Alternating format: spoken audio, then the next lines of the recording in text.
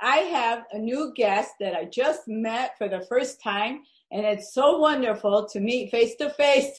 Victoria is an actress, she's a director, and she is now brand new writer, and she was just telling me the story, so we're going to share it with you. Help me to welcome Victoria Stevens to the Nadia Sahari Show. Welcome. Thank you. Are you ready to live your dream? Motivation, inspiration, and passion. That's what it takes to make dreams come true. Welcome to the Nadia Sahari Show. Our guests will share important tips, insights, and knowledge to help you fulfill your dreams of success. Here's your host, actress, author, entrepreneur, Nadia Sahari.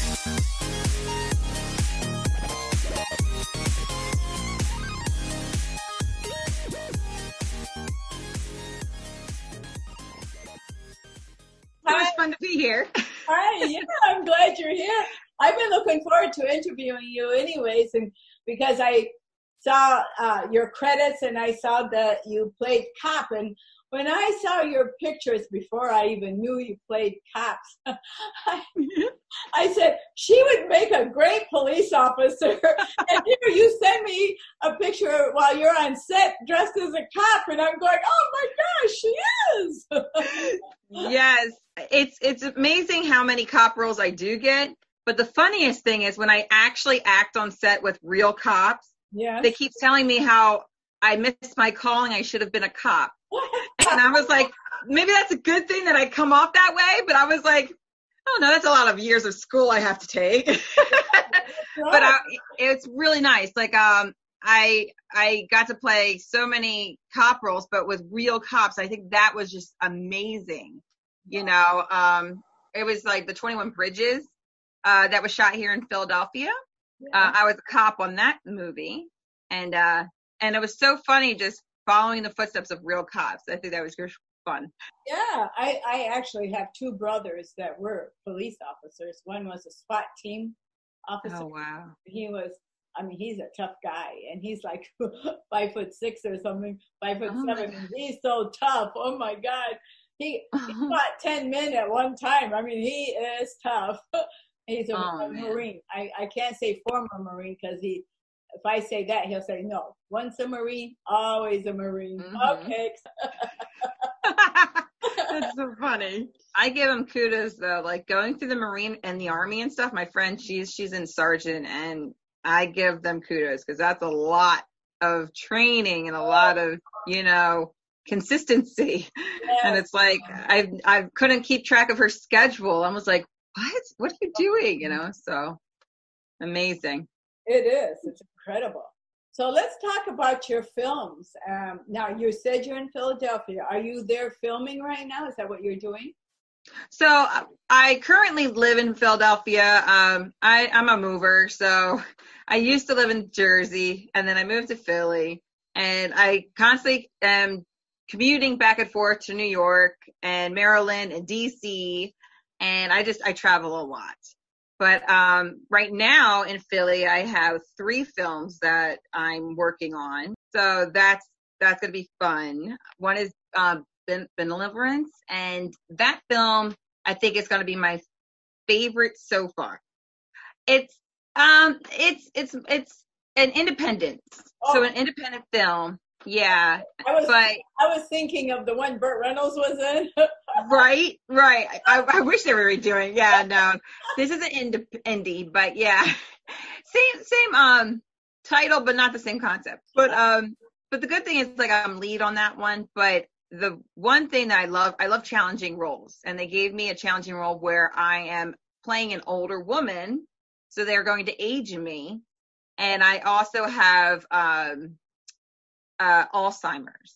Oh, so that character is going to be difficult because I've, of course, never experienced Alzheimer's, but I've had a grandmother who had Alzheimer's. So I'm utilizing what I saw from her and how she acted to bring this character out. But I'm excited because I love challenges.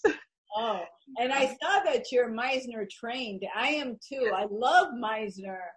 And I tried the method. I've tried that for, I think it's 3 years.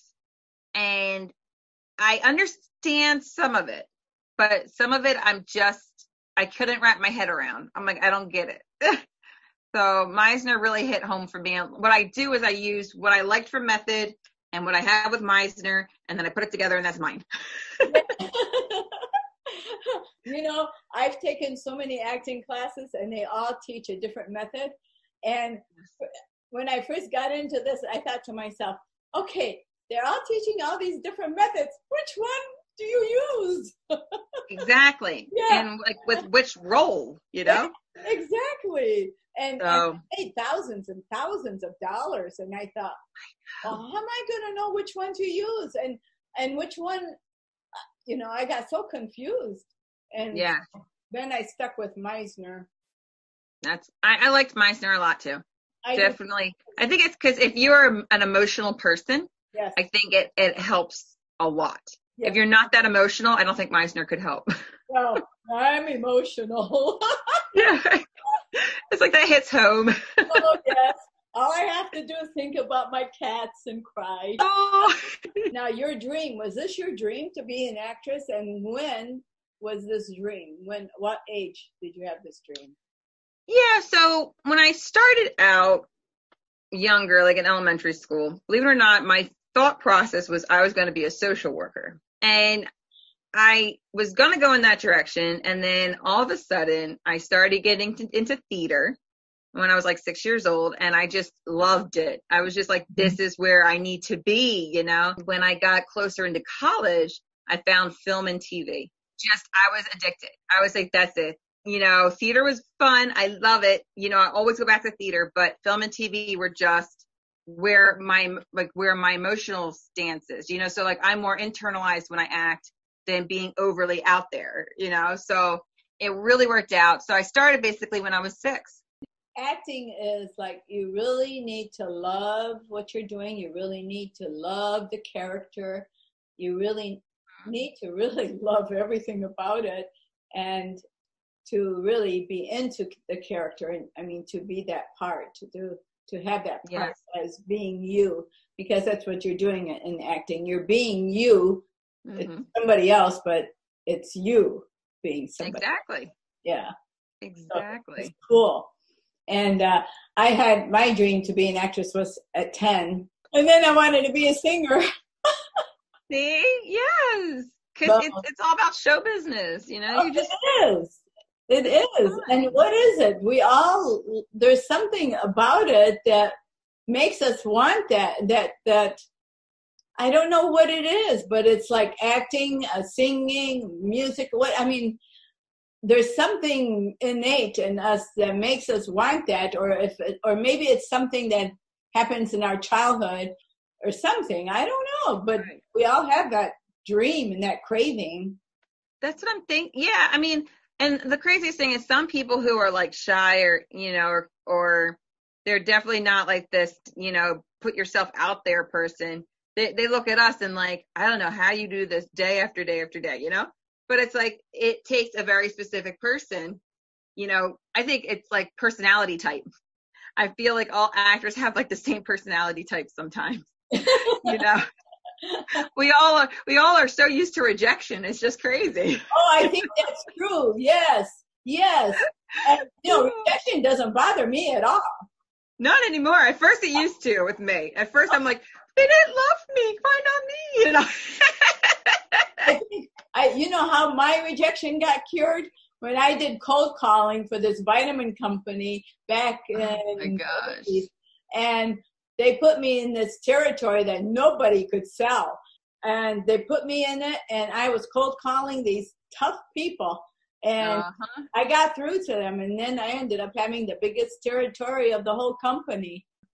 That's great. Yeah. I mean, I did cold calling for like a month, but it was just, I mean, we had the scripts, you know, and you called these CEOs, and you're like, I know you want this. I don't know why you want this, but I know you want it. I was like, I don't think this is for me. Because I couldn't force something that they didn't want. I was just like, these people don't want lumber. I'm sorry, you know. It was, cold calling is an interesting job. It takes a very specific person for that. I loved it. I'm a risk taker. That's cool. I love taking risks.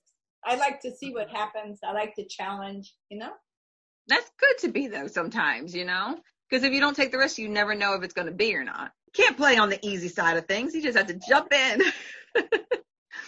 So talk to us about some movies you've made, and you played police officer 6 times, I believe you told me. Mm-hmm. Yeah, my latest police officer role was in Shimmer, which is a horror thriller. And that one basically, this being shows up and starts killing people. And the cops have to come in and figure out what is this and how is it killing people and what are we supposed to do about it? And it's called, don't trust the light, because it's part of the Shimmer. And my cop comes in and basically my partner gets killed by this Shimmer, and I'm supposed to be collecting all these glass pieces that used to be him. What is this? So it's good because it's like playing. For me, I love horror and stuff like that because you actually have to envision like this thing in front of you, but it's not there, And I love it. So, and with cops, I always love wearing the uniform. It always just works out for me. I just was like, when I put the uniform on, I was like, okay, I got this. Right? The only thing with the cops, so I'm very big on, what can I say? I'm very big on like if something happens like crime wise, like I'm very like, justice has to be served type of person, like I'm not the one who'd be like, I'm not going to slide it under the door. Like something's going to have to happen, So you've done musicals and your dream is to be in a series playing a cop. Yes. I mean, ultimately, I think that's where I can break into. So like, I really want to try like NCIS, CSI, one of those type of dramas. Another dream of mine, because I'm really strong with my comedy. So I really want to be a serious regular in a sitcom. Oh, that would be right down my alley. Comedy is one of my like favorite roles to ever play. Like because people tell me I'm natural. So yeah, casting directors told me, everyone I keep meeting, they're like, you're gonna break in with your comedy. You can break in with your comedy. Well, let's get a little sample here. What shall we play? What can we do? How do you do it? What do you do? Do you do a character or what do you do? Have a story? Usually, I do a lot of improv. I do sketch comedy. I write my own sketches. Oh. So my one character name is Kitty Cat, and she is a germaphobe, and she's trying to teach people how to pick up dog poop. Oh, yes, as a germaphobe. What's another one that you do? The other ones that I play, there is anger management driver who's teaching you how to like deal with your road rage. So that's another character type. My brain goes crazy. And then the other infomercial I made was a GPS that talks back to you in the emotion that you are in. If you're in a happy, uplifted emotion, then it talks back to you in a happy, uplifted way. If you're angry with your traffic and you're a little bit, in that road rage kind of deal, then the GPS talks you back in the road rage. It mimics what your emotion is. That is cute. So cute. You're funny. Yeah. I took improv in Hollywood from Upstart Citizens Brigade. Mm-hmm. That's awesome. Yeah, I did that. I love improv. Yes, I do. I think everyone needs a little bit of improv because you never know, like your character might need some of that, Yeah. And you have to know like how to be in her and still play. Yes. Yeah. So yes. In case you forget the line, you can do the improv and maybe come close. Exactly. Trying to get back to where you started. Yeah. I was on set with. I feel like sometimes, like everybody, even celebrities, are going to have trouble with memorization. Are you kidding? Oh, are you? Yes. Oh, they don't score right there at the first line. No, they do. They forget it. I mean, we're human beings. You know, I mean, can you imagine? I mean, the script is what? Could be 90 pages up to 200 pages. Yes. But you have to memorize your lines and everybody else's so you know when to come in.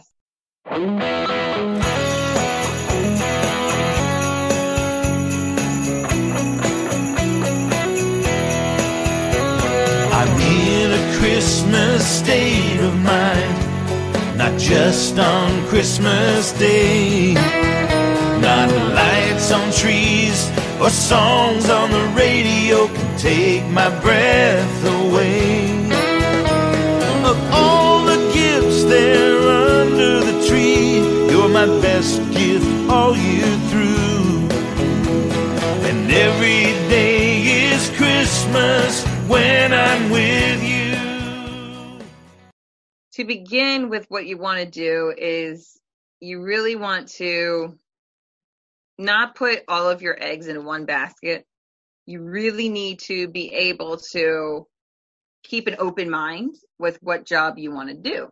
And for instance, if you want to be an actor, then be okay with being on set as a PA and learning what is a set about and what you're supposed to do. Like, a lot of people, once they want to be something, they're like, oh, I can't take any other roles but this is what I want to be.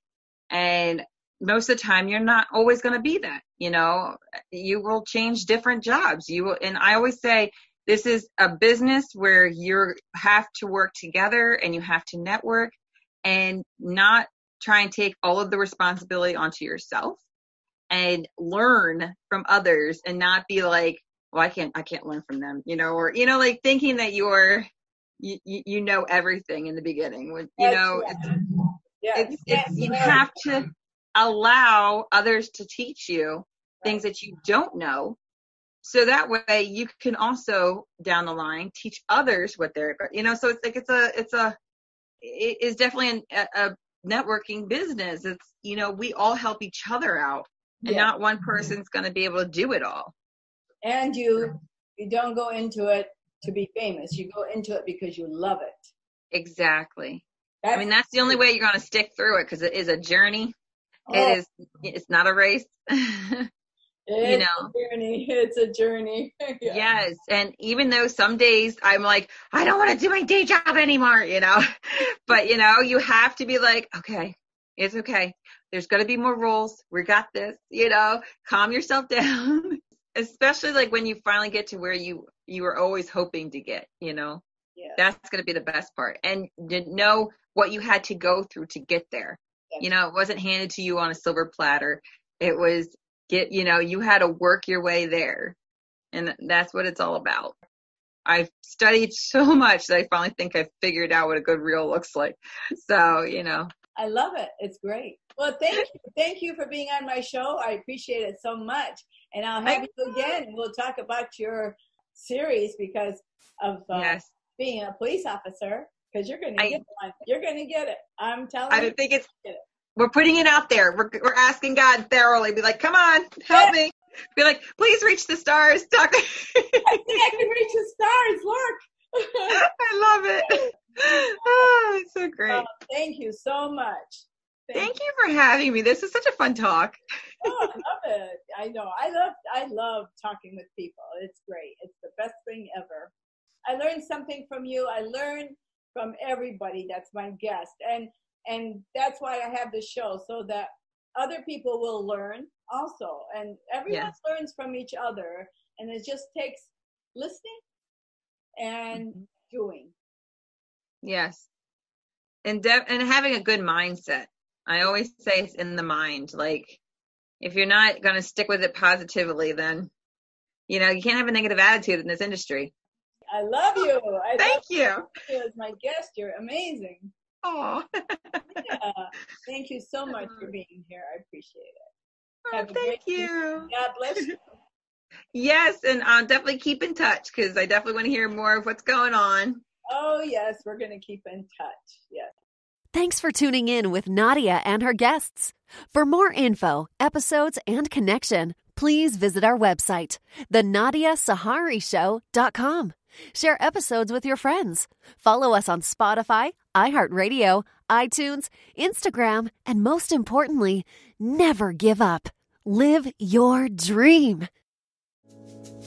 Latin Connection magazine is a family magazine featuring people of influence, cultural events, and traditions, and Latinos in the fashion industry.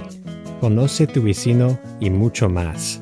We invite you to share your special event with us at LatinConnectionMag.com. Latin Connection Magazine. Conexión Latina y mucho más. Latin Connection Magazine. It's for anyone and everyone to enjoy, no matter who you are.